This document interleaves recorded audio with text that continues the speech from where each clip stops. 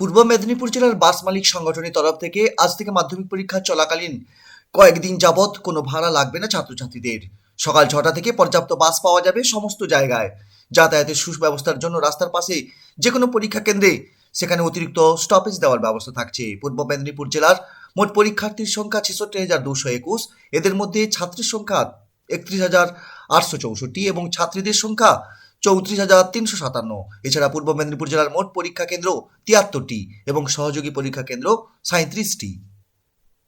আজকে আমরা জেলা প্রশাসনের পক্ষ থেকে সমস্ত বাস মালিক সংগঠন যারা আছে তাদের সাথে আমরা আজকে এখানে মিটিং করলাম। কাল থেকে মাধ্যমিক পরীক্ষা শুরু হচ্ছে। যেহেতু এবার মাধ্যমিক পরীক্ষার টাইমিং চেঞ্জ হয়েছে এবং সকাল ৯:৪৫ থেকে মাধ্যমিক পরীক্ষা শুরু হবে, সেই কারণে আমরা আশা করছি সকাল ৬টা থেকেই বিভিন্ন জায়গা থেকে স্টুডেন্টরা যারা মাধ্যমিক পরীক্ষার্থী আছে তারা যাতায়াত শুরু করবেন। সেই কারণে সকাল ৬টা থেকে প্রত্যেকটি বাস যারা বিভিন্ন সংগঠনের আছে তারা যাতে রাস্তায় থাকে, তারা যাতে তাদের রুট অনুযায়ী চলে সেটাকে রিকোয়েস্ট করা হলো। এবং এছাড়াও প্রত্যেকটি স্টপেজে যেন বাসগুলি দাঁড়ায় এবং যেখানেই মাধ্যমিক পরীক্ষার্থীরা উঠতে চাইবে তাদেরকে যেন সেখান থেকেই তোলা হয়, এই সমস্ত বিষয়গুলো আজকে বলা হলো। আর আজকে বাস মালিক বাসের যে সংগঠন আছে তাদের পক্ষ থেকে একটা খুব সাধু প্রস্তাব দেওয়া হলো। সেটা হচ্ছে যে মাধ্যমিক পরীক্ষার্থী যারা আছে তারা তাদের অ্যাডমিট কার্ড নিয়ে যখন উঠবে তাদেরকে পূর্ব মেদিনীপুরে পরীক্ষায় যাওয়ার জন্য কোনো বাসের ভাড়া লাগবে না।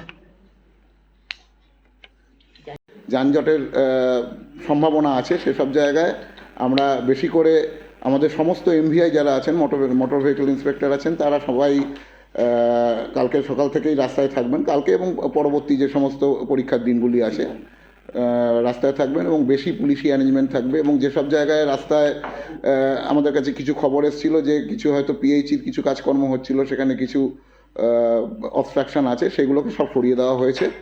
এবং এনএইচেরও যে কাজকর্ম হয়েছে তাদেরকেও রিকোয়েস্ট করা হচ্ছে যে যাতে লং স্ট্রেচ জুড়ে অনেকটা জায়গা জুড়ে যাতে ওয়ান ওয়ে করা না থাকে, যাতে দুদিক দিয়ে দুটো ফ্ল্যাঙ্ক দিয়েই মানে স্মুথলি গাড়ি যেতে পারে, যাতে আমাদের যানজটটা আমাদের নিয়ন্ত্রণে থাকে। ধন্যবাদ। যেগুলো কাল থেকে আমরা অ্যারেঞ্জমেন্ট রাখবো, কারণ আপনারা জানেন এবার অন্যান্য বারের থেকে মাধ্যমিকের পরীক্ষার টাইমিংটা চেঞ্জ হয়ে গেছে। অন্যান্য বার যেটা 12টা থেকে হয়, এবার সেই টাইমিংটা এখন হয়ে গেছে 9:45 থেকে পরীক্ষা হবে। অর্থাৎ সবাই 8:30 9টার মধ্যে সবাই সমস্ত ছাত্ররা বিভিন্ন পরীক্ষার সেন্টারে পৌঁছতে থাকবে। অর্থাৎ মুভমেন্ট শুরু হবে সকাল 6টা থেকে। সুতরাং আমি আপনাদের কাছে আমার যে মানে থাকবে, মানে রিকোয়েস্ট থাকবে, সেটা হচ্ছে সকাল 6টা থেকে আপনাদের প্রত্যেক রুটে যে যে বাস আছে সেই বাস যেন অবশ্যই নিয়ম মেনে চলে, কোনো গ্যাপ না যায়। দ্বিতীয়ত হচ্ছে আপনাদের কিছু বাস আছে যেগুলো হচ্ছে লোকাল বাস, কিছু এক্সপ্রেস বাস আছে যেগুলো বিভিন্ন জায়গায় দাঁড়ায় না। আমি সকলকে রিকোয়েস্ট করব যাতে প্রত্যেক স্টপেজে প্রত্যেকটি বাস দাঁড়াচ্ছে না এমন যেন না হয়। যদি সম্ভব হয় আপনাদের যদি অতিরিক্ত বাস থাকে তাহলে যে কদিন পরীক্ষা আছে পরীক্ষার দিনগুলো অতিরিক্ত বাস চালান। অতিরিক্ত পুলিশ ফোর্স আমাদের প্রত্যেকটি ওরকম ক্রিটিক্যাল জায়গায় যেখানে জ্যাম হয় সেখানে থাকবে। মাধ্যমিকের ছাত্র যদি হয় তাকে যেন মানে স্টপেজ না হলেও সেখান থেকে তুলে নেওয়া হয়, মানে কোনোভাবে যাতে কেউ বাস পেলো না বলে সময় পৌঁছতে পারলো না, এটা যেন না হয়। এই মোটামুটি এই পয়েন্টগুলো আপনাদেরকে বলার ছিল।